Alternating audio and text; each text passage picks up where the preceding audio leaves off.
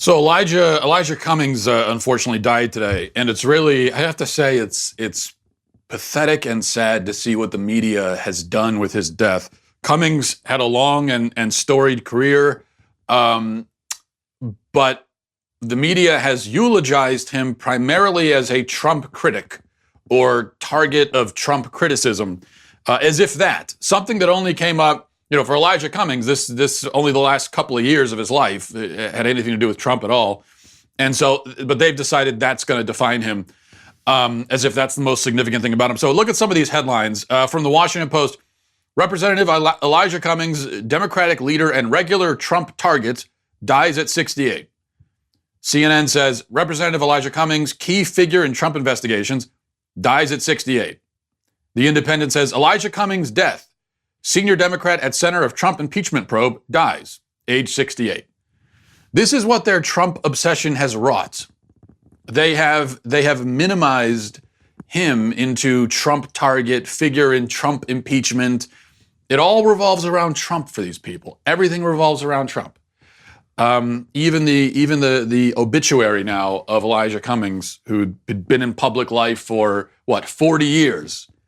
His last couple of years going to head to head with Donald Trump. For the media, that's all that matters. It all boils down to that. Pretty outrageous and sad to see.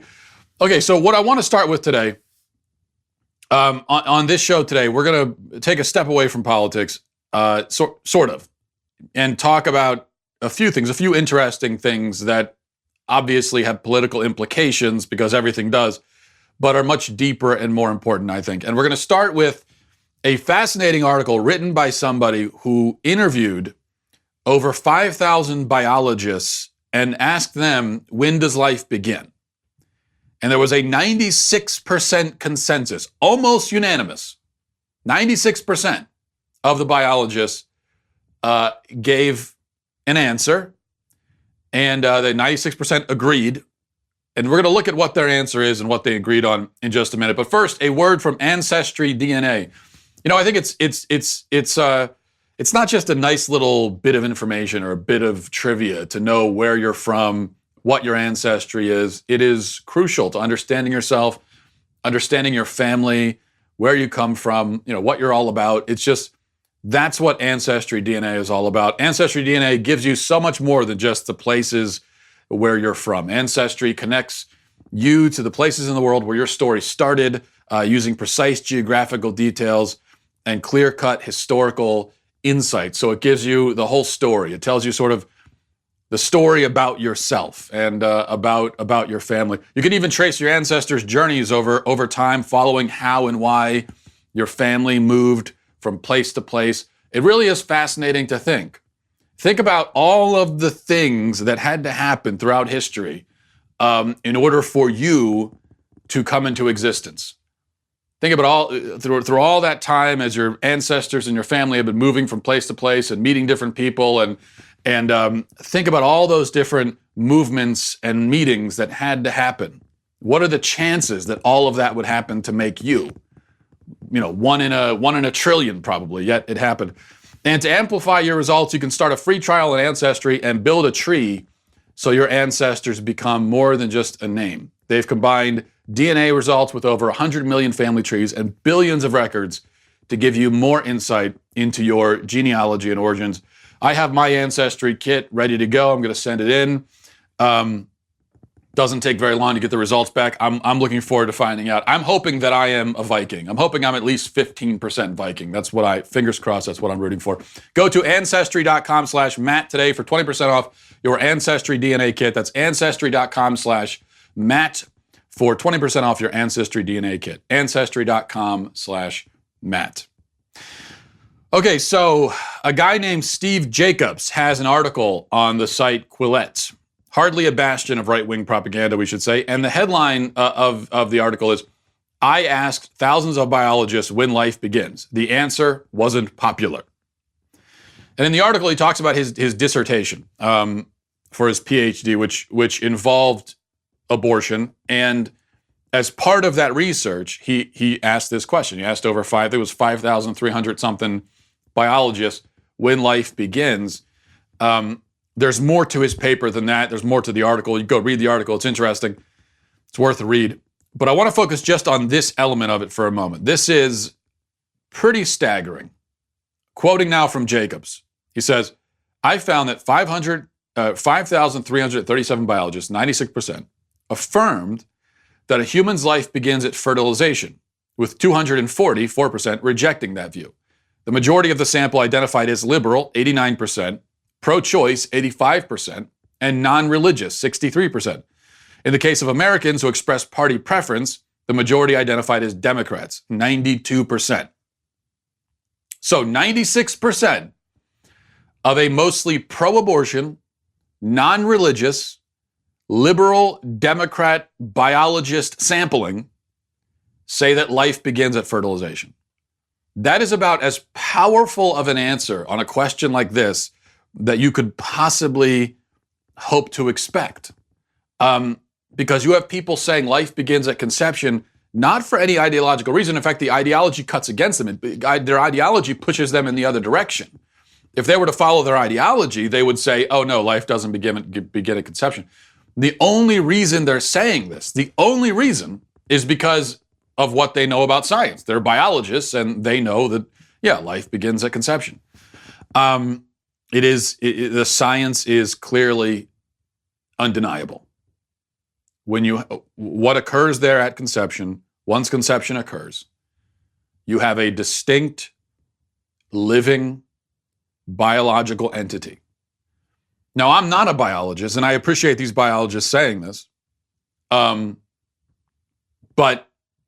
I don't think you need to be a biologist to understand this or to know that. In fact, you don't really need to understand anything about biology at all. You could have no understanding of biology, and you should, because this is more of a logical conclusion than anything else.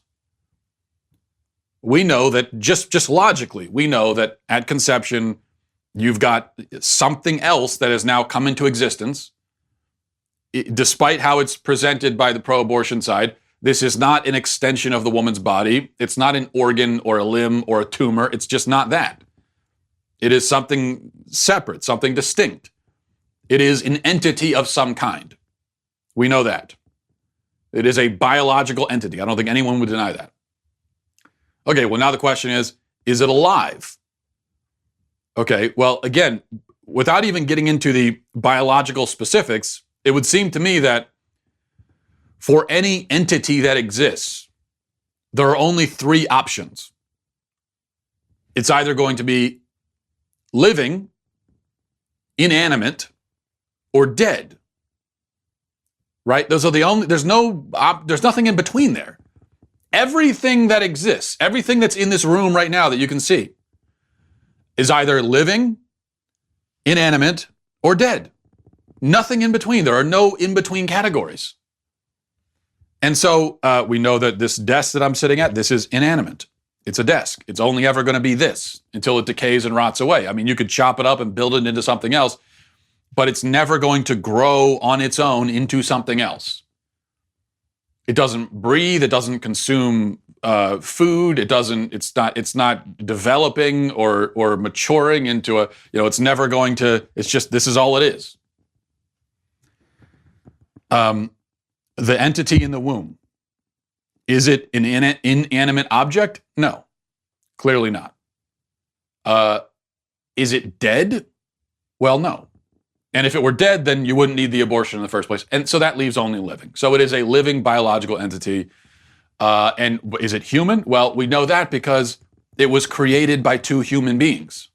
And two human beings cannot mate and create anything but another human being. They can't create a duck or a spider monkey. It's just they're going to create another person. So that's how we know it is a living biological human. Though it's nice to have the biologists confirm this rather obvious fact. Jacobs then goes on to talk about the backlash from the anti-science abortion enthusiast crowd. That's my term, not his, to be clear. And he shares some of the email he received from these Looney Tunes. Again, my term, not his. So some of the things he quotes. some of the emails to him. Is this a study funded by Trump and the Ku Klux Klan? Someone else says, sure hope you aren't an effing Christian. Someone else says, this is some stupid right to life thing. Yuck. I believe in right to choice. These are brilliant people. Just a bunch of scholars, a bunch of gentlemen and scholars over there on the pro-abortion side. Someone else says, the actual purpose of this, quote, survey became very clear. I will do my best to disseminate this info to make sure that none of my naive colleagues fall into this trap. Somebody else, sorry, this looks like it's more of a religious survey to be used to misinterpret by radicals to advertise about the beginning of life, and not a survey about what faculty know about biology. Your advisor can contact me. Someone else says, I did respond to and fill in the survey, but I'm concerned about the tenor of the questions. It seemed like a thinly disguised effort to make biologists take a stand on the issues that could be used to advocate for or against abortion. Someone else, the relevant biological issues are obvious and have nothing to do with when life begins. This is a nonsense position created by the anti-abortion fanatics. You have accepted the premise of a fanatic group of lunatics. So this is interesting. So you've got a few emails here. This is just a sampling from it. But you've got a few emails from semi-literate morons. But then it's clear that some of these messages are from biologists who answered the survey. And I'm assuming that they answered no, life does not begin. And they're kind of revealing why they answered. They're making it clear that for them it was ideological, that they couldn't overcome their ideological biases. And so they were afraid about, well, I don't know how this is going to be used politically, so I'm just going to pretend that life does not begin at conception. So I think what we see here is 96% of biologists said life begins at conception. The other 4%, they only said no because they were afraid of the political consequences of saying yes. So really, in effect, it's 100%. With 96, it's more like this. 96% of biologists were willing to admit that life begins at conception. The other 4% weren't willing to admit it for the reasons they made clear here in these emails. As much as people throw around the term anti-science, what you find on the pro-abortion side is this is literally anti-science. They don't like what the science says, so they shout and scream and they stomp their feet and they refuse to acknowledge it or admit it. Life begins at conception. There's no way around it. Scientists know this. It's really not even a controversial subject. It just is. The only controversy is in the political implications, but that has nothing to do with science. The science says what it says, and there is no mystery here. There really isn't. You're not going to find biologists, as this makes it clear, you'll be hard-pressed to find biologists who scratch their head and say, gee, I don't know. So then what happens next? Does the pro-abortion side, do they throw up their hands and say, oh, we've been beaten?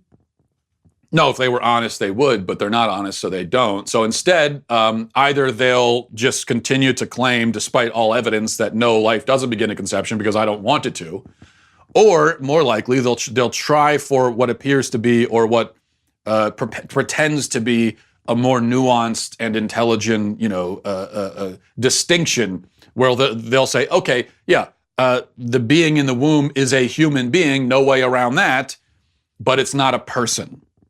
And they'll draw this artificial distinction between person and human. I've dealt with that distinction so many times. I'm not going to go into it in great detail here. You can find any of the number of things I've written on the subject to see how I deal with that. What I will just briefly say is this. 2 points. First of all, if there is a distinction between a person and a human being, let me put it this way. Can you identify, if you believe in this distinction, can you identify any other areas where you draw that distinction? So you say that a, quote, fetus is a human being, not a person. Okay, well, do you do that anywhere else? In other words, is this a distinction you only specifically came up with in order to deal with fetuses?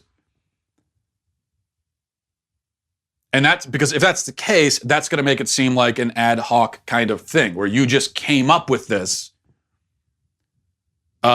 distinction in order to get around the obvious truth. There is no other area where we would draw this distinction. In any other context, right, we would say that the term human being and person is interchangeable. It means exactly the same thing in every other context, except in the womb, where magically, mystically, you try to create this difference where it doesn't actually exist. Now, second point, I say that in any other context, we would admit that a human being is a person. The two are interchangeable. That's true now, today. But if we look back through history, that has not always been the case. Think about what we did with slaves in this country for hundreds of years, where it would have to be admitted, yes, these are humans, but they're not exactly people. They're only partially people or sort of people, not quite as people-y as the rest of us. My point here is that if you look back through history, there have always been groups of people trying to claim that other groups of people are not people. And what we find is that in every case, that effort has led to horrific results. It has always been in the service of some evil institution that people draw this distinction. This effort to delineate between human being and person historically has always been in defense of evil institutions or evil acts, slavery, genocide, the dehumanization of women, on and on. That's a historical fact. So if you're pro-abortion, maybe you look at that trend and you see, oh, gee, wow. It seems like there's, every single time in history when our ancestors tried to say human, not person, it was because they were trying to justify some evil, terrible thing. Yet here I am saying human, not person. Maybe I'm justifying an evil, terrible thing too. All right, speaking of anti-science, yesterday, October 16th was, I don't know if you were aware of this, it was a holy day of observation known as Pronouns Day. Following in the sacred traditions of our ancestors, Pronouns Day provides the LGBT camp with yet another opportunity to lecture the world about what we're supposed to do and say and think. Because the thing is that the LGBT folks, they don't have enough opportunities to do that. Right? They only have, this is why they needed to come up with Pronouns Day, because they wanted to be able to lecture us, and they didn't get enough of a chance to lecture us on International Transgender Day of Visibility, March 31st, Lesbian Visibility Day, April 26th, International Day Against Homophobia, Transphobia, Biphobia, May 17th, Harvey Milk Day, May 22nd, Pansexual and Panromantic Visibility Day, May 24th, Pride Month, June, Bisexuality Day, September 23rd, Bisexual Awareness Week, September 23rd to September 30th, National Coming Out Day, October 11th, National LGBT Center Awareness Day, October 19th, Spirit Day, October 20th, Intersex Awareness Day, October 26th, Asexual Awareness Week, October 23rd, Transgender Day of Remembrance, November 20th, Pansexual/Panromantic Pride Day, December 18th, Transgender, Transsexual, Tricyclists on Trampolines Awareness Day, December 19th. I only made one of those up. The point is that LGBT folks apparently need a lot of days dedicated to themselves. They need a lot of days to raise awareness about themselves and give themselves a chance to lecture us. And that's why they had to do Pronouns Day. Now, at first blush, it may seem odd, right, that we have a day set aside for a grammatical construct. Why not a verb day or an adjective day or a preposition day? Well, I'm sure eventually we're headed in that direction as the English language becomes increasingly subjectivized and people are increasingly encouraged to make up their own rules as they go. So maybe eventually we'll have days like that.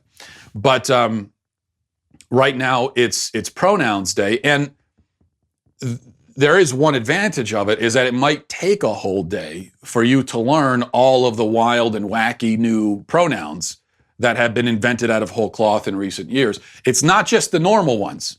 He, she, her, him, We're way beyond that. Okay, you're stuck in the past if you think that's those are all the pronouns, or if it's just the traditional ones. No, the ever-growing list of pronouns includes such gobbledygook as z, her, HIR, themself with an X, ver, exerce, KXYRS. How do you even pronounce it? Exerce, per self, fair self with an F, but the F is in parentheses and none of the rest of the word is. Exem, XEM, exegs, XEX, and self. I made 2 of those up, but you can't tell which ones, and that's the point. You have no idea, because they're all made up. They're all nonsense. None of them have any meaning whatsoever. They are just random letters and sounds blended into a linguistic frappe. We now live in a culture where a sentence like this is supposed to mean something. This is quote, a real sentence now, supposedly.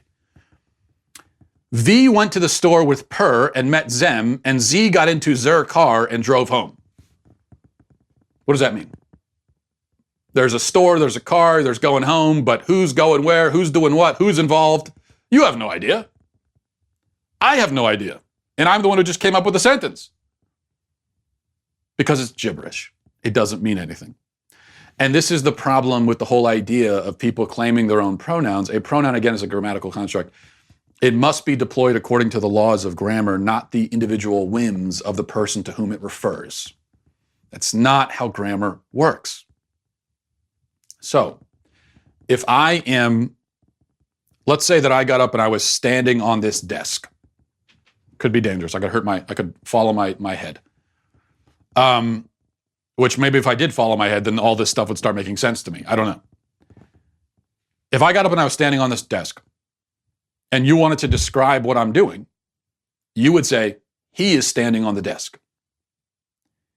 Now, you really have to say that because that accurately, objectively describes what's going on.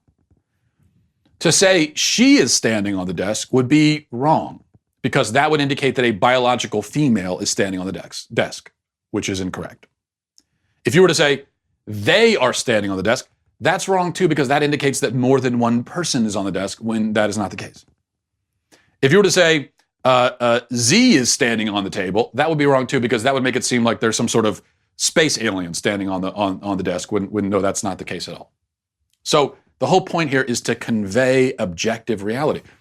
When you say something like, he is standing on the desk, this is not subjective. You're not describing my feelings or my emotions. So if I'm standing on the desk while feeling like a woman, whatever that means, then you could say something like, he is standing on, a man who feels like a woman is standing on a desk, or something like that would work. But my own personal feelings doesn't affect how you grammatically convey what's happening. Now, in a similar way, if I was standing on the desk and I were to tell you that my preferred preposition is off, if I were to tell you I don't like the preposition on, I prefer off. That's my personal preposition. Okay, fine. I like the word on, not off, whatever that means. But it still would be nonsensical for you to go and tell someone he's standing off the table. Because I'm not. I'm on it, not off of it. And that's what this comes down to. Prepositions, nouns, verbs, and pronouns are meant to convey objective facts and reality.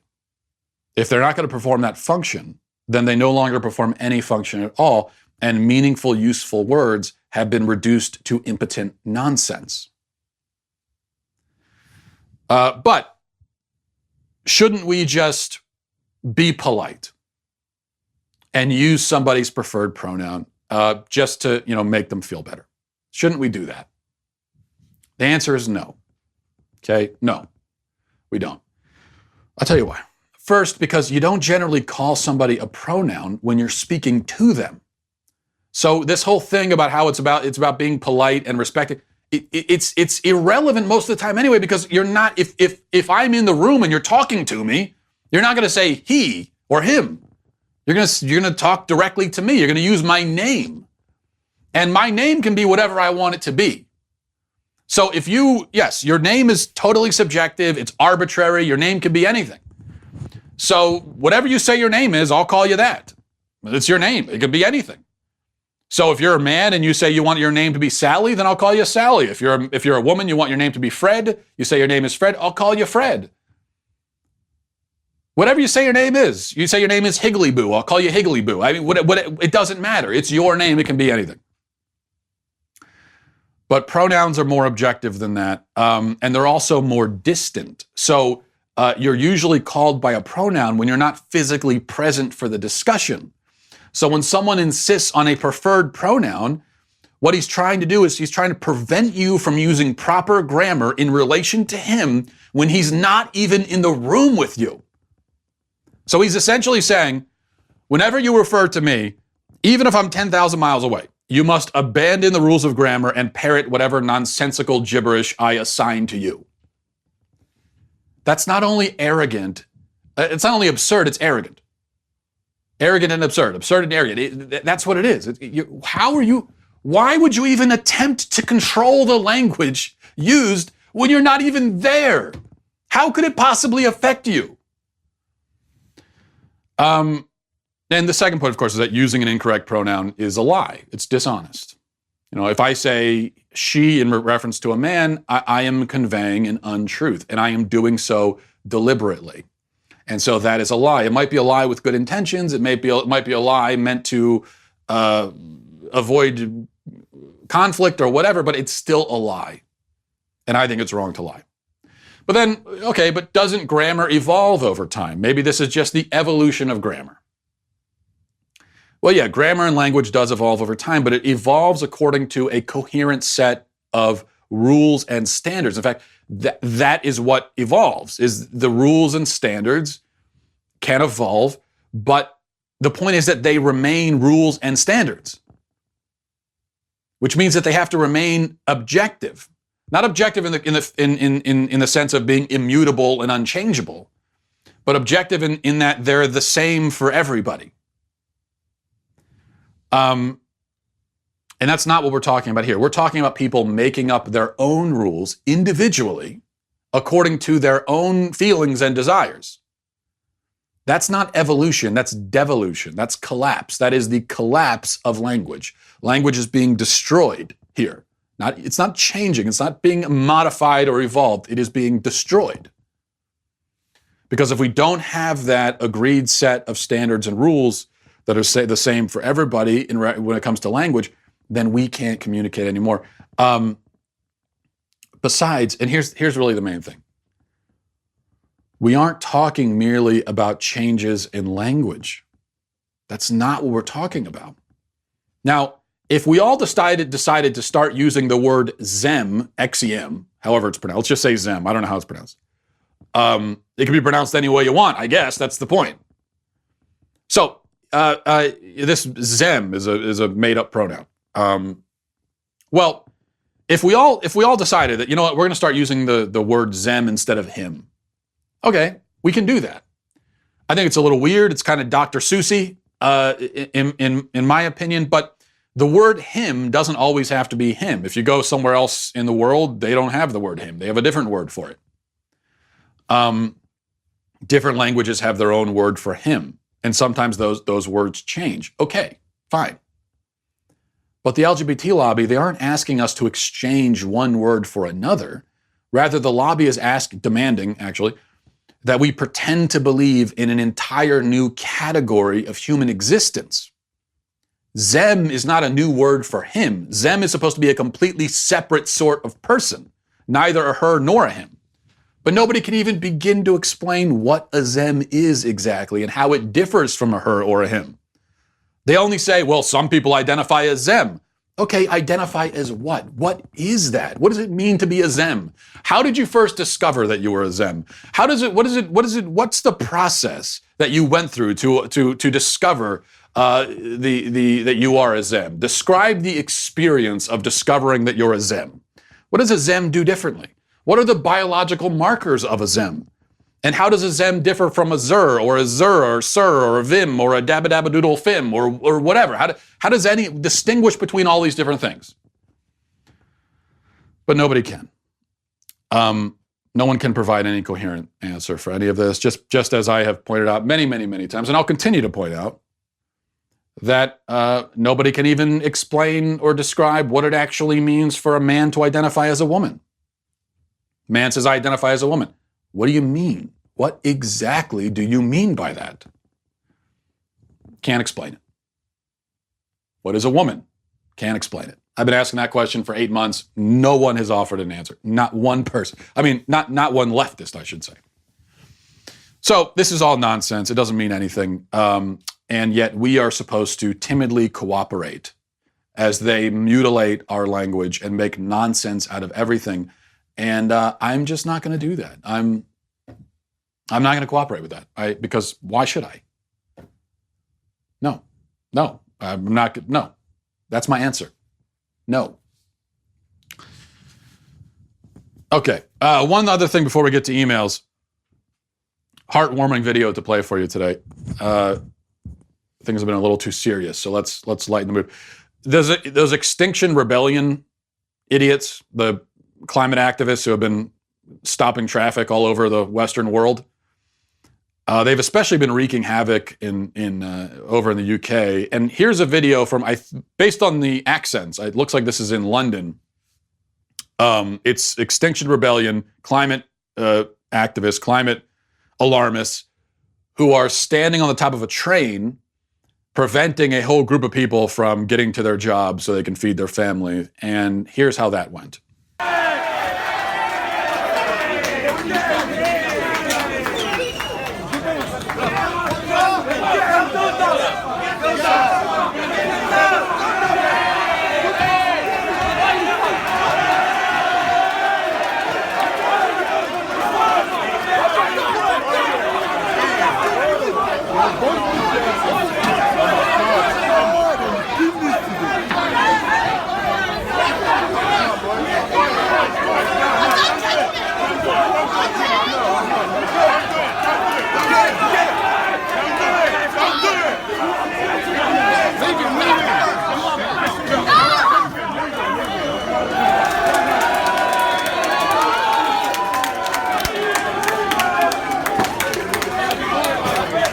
Okay, so he's dragged off the train there and beaten by a crowd.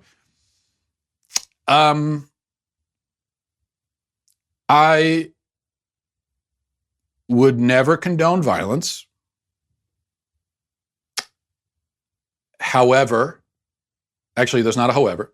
Period, end of sentence. Next sentence. When you prevent an entire crowd of people from getting to their jobs to feed their families, you are going to make them angry, and justifiably so.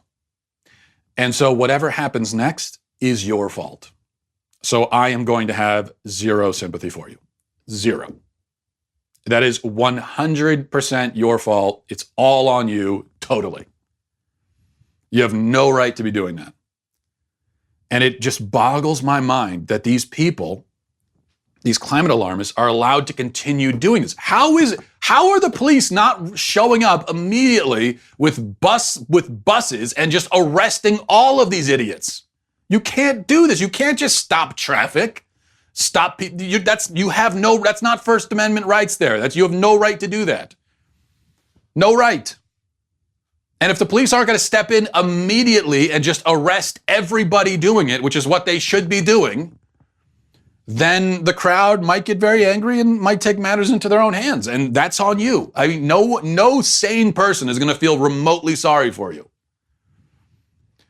And by the way, they're taking public transportation, you moron. These are a whole group of people trying to get on the same mode of transportation. Isn't that what you want? Isn't that the whole thing? You want people, isn't that the most environmentally friendly way of traveling and commuting? That's what they're trying to do, and you're stopping them. Okay. That was supposed to be a pick-me-up. But it got a little these people just, the arrogance of it. The arrogance. And it makes it even worse that all of these climate alarmists who are doing these protests, if we can even call it protests, none of them have jobs. It's easy for them because they're either living off the government or they're living off of their parents or both. So it's very easy for them to step in and prevent other people from getting to their jobs. And they could say, oh, there's more important things than getting to your job. Well, easy for you to say, you unemployed, non-contributing zero. It's easy for you to say you're going home to sit on your beanbag chair while your mom makes you Hot Pockets. That's easy for you to say.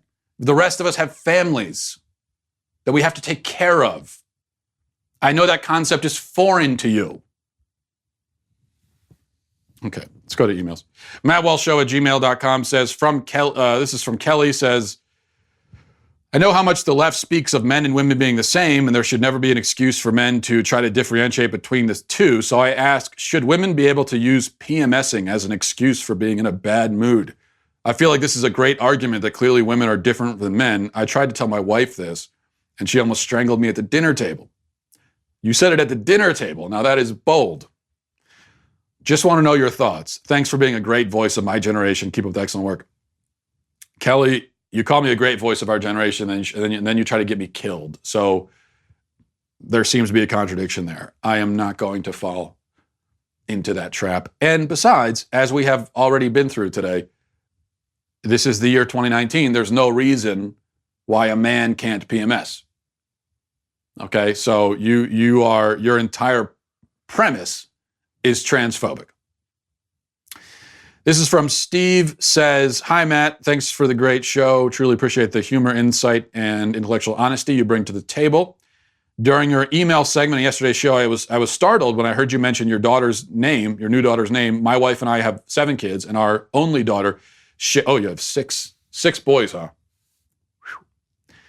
I don't know how you do it. We got 2 boys, and honestly, when I hear people that have 4, 5, 6 boys, how is your house still standing? Is it? Or at this point, have you just given up and you're just living in the woods somewhere under the open sky? Because honestly, how does your house survive? How does anything survive with that many boys running around? God bless you. Anyway, our daughter shares the same name, Emma Grace, although it sounds like you decided to separate the two and go with Emma Grace. So he's got Emma Grace as one word. We had similar discussions and concerns as you and opted for the spelling here. We knew we wanted to be one word and chose to capitalize the G, even though it's in the middle of the name. Otherwise, when looked at, you might try to pronounce it as Immagraci or something like that. And yes, when we would say her name to someone, we would always follow up by saying capital G, no space. So a little extra work, but never a big issue. We always thought it was a beautiful sounding name and still do to this day. Although in an odd footnote, our daughter, 22 now, has recently dropped the Grace part and just goes by Emma. Thanks and best wishes to you and your family. Well, your odd footnote at the end, that's the whole point. That makes my entire point. You go through all of this work for 20 years to explain her name to people. You put in all that blood, sweat, and tears, clarifying her name constantly. And then the moment she gets a chance, she just cuts her name in half and throws out all the work you did. It's a tragedy. And that was one of my concerns with my wife that I raised in an argument that I ended up being right about. I don't know if you caught that part. I was right. My wife was wrong. I was right.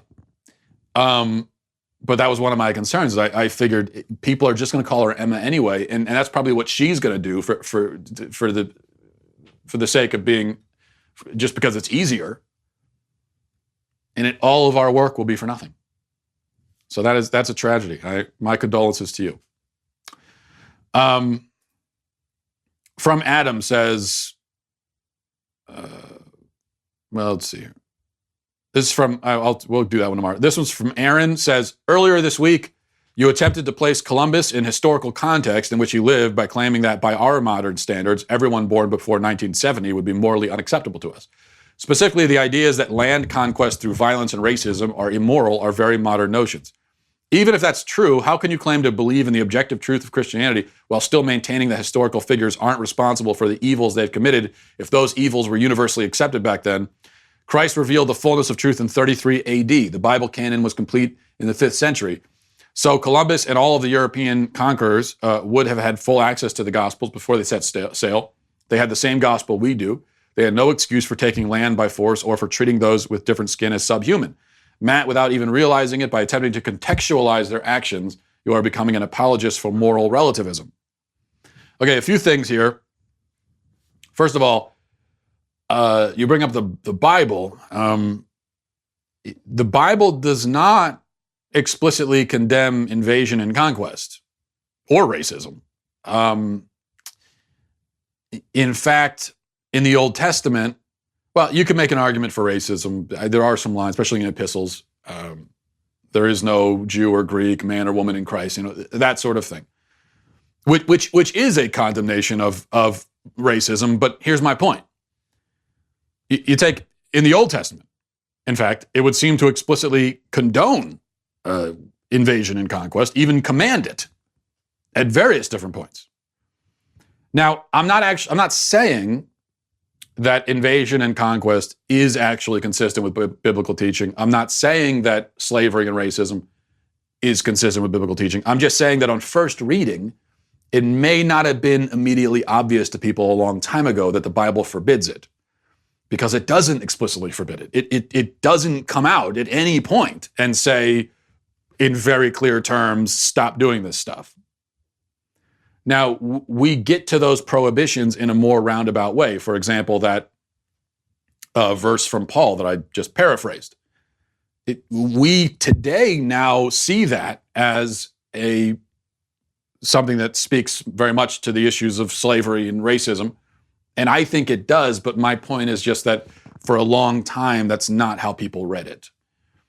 And that's just the reality. So the fact that the Bible canon was complete has, I think, little bearing on this discussion, considering it just because it doesn't speak very directly to these issues. It took people a while to see it for what I believe it is. Second, moral relativism would be if I said that it actually wasn't wrong for our ancestors to go and enslave and kill and do all that kind of stuff. I specifically did not say that. In fact, I said the opposite. I said that it is objective. I'm pretty sure I said multiple times. It obviously was objectively wrong for them to do those things. Just as wrong then as it is now. The question, though, is not one of the objective moral rightness or wrongness of the act. The question is one of moral culpability. And this distinction between the objective moral rightness or wrongness of an act and the moral culpability of the person who performs the act is very, very important for us to understand. Not just for the context of this discussion, but in any discussion. We need to be able to understand this. And I find that a lot of people, for some reason, this is a distinction that is lost on a lot of people. I'm not sure why. So, for example, if a crazy person murders somebody, obviously murder was wrong. Murder wasn't suddenly okay because a crazy person did it. The act was just as wrong for him as it would be for me. But he was less personally culpable than I would be because of his mental state. You see. And that was my point about slavery. Not that slave owners 500 years ago were crazy, but that they had less moral culpability all that time ago than I would have today if I went and bought a slave. The act itself is just as wrong in both cases, but our ancestors for thousands of years lived in a world where slavery was an accepted institution everywhere across the planet. It's just what people did. It's how the world works. For the 15th time, that doesn't mean that it was actually right. It is relevant. It bears on their personal culpability for doing it. It just really didn't occur to a lot of people for a long time that there was anything in principle wrong with slavery. In the 15th century, there weren't a lot of abolitionists running around. And there especially weren't a lot in the year 500 BC. And further in time that you go, you're going to find that even less and less. So why didn't it occur to that many people that slavery was wrong? Well, because apparently the wrongness of slavery is not an innate moral insight. It's not something that just comes naturally to people, apparently. It feels innate for us because we were raised in a society that completely condemns it, and rightfully so. But clearly, if you look at this from an anthropological perspective, it's clear that this is not an innate insight. This is more of something that came about through progress, through moral progress. We haven't morally progressed in every area in recent times, but we have morally progressed in some areas, especially where it pertains to slavery, racism, and that kind of thing. Humanity had to, over thousands of years, progress to a point where the wrongness of slavery became clear. And there were philosophical developments that had to happen to make that possible, such as the formulation of the doctrine of universal human rights. Like I said, a long time ago, nobody thought of that. It's not something that people thought of. It's not a concept that was really available to them. And there was scientific advancement, such as the revelation that we are all one species with only very small biological variances between us. That also was not obvious to people a long time ago, 2,000 years ago. The idea that you live in your tribe or in your province, your town, with your people, the idea that people 1,000 miles away are exactly equal to you in every respect, that would have seemed nonsensical to everybody back then. So, again, all this stuff is obvious to us now, thank God, but it wasn't obvious to our ancestors. These are insight, and this is another thing that our ancestors had to. We didn't earn these insights. We didn't come up with any of this. We're not the abolitionists. We came along after the abolitionists, and we're not the civil rights activists. We came along. Most of us watching this came along. I know I did after all of that. And so we inherited a society where certain moral truths seem to us to be self-evident. But that society was built over a long period of time. And a lot went into building that. And there was a lot of literal blood, sweat, and tears that went into it. And I think it is the height of snobbery for us to come along and treat all of this like it's so perfectly obvious, and to look down our nose on all of our ancestors who hadn't quite figured it out when we didn't figure it out either. And so that's my only point. It is a mitigating circumstance.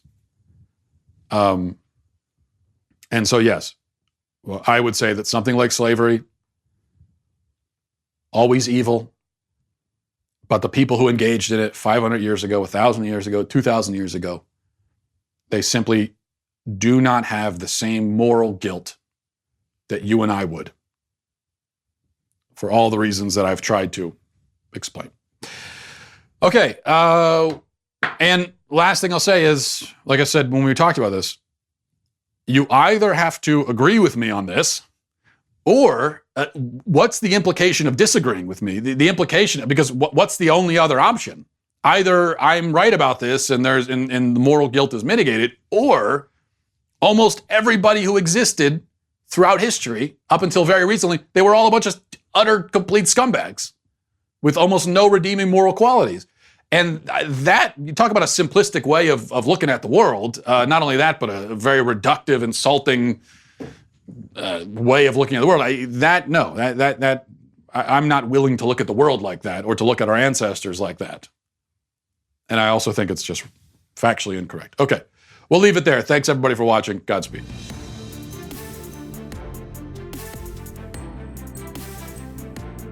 The Matt Walsh Show is produced by Robert Sterling, associate producer Alexia Garcia Del Rio, executive producer Jeremy Boring, senior producer Jonathan Hay, our supervising producer is Mathis Glover, and our technical producer is Austin Stevens, edited by Donovan Fowler.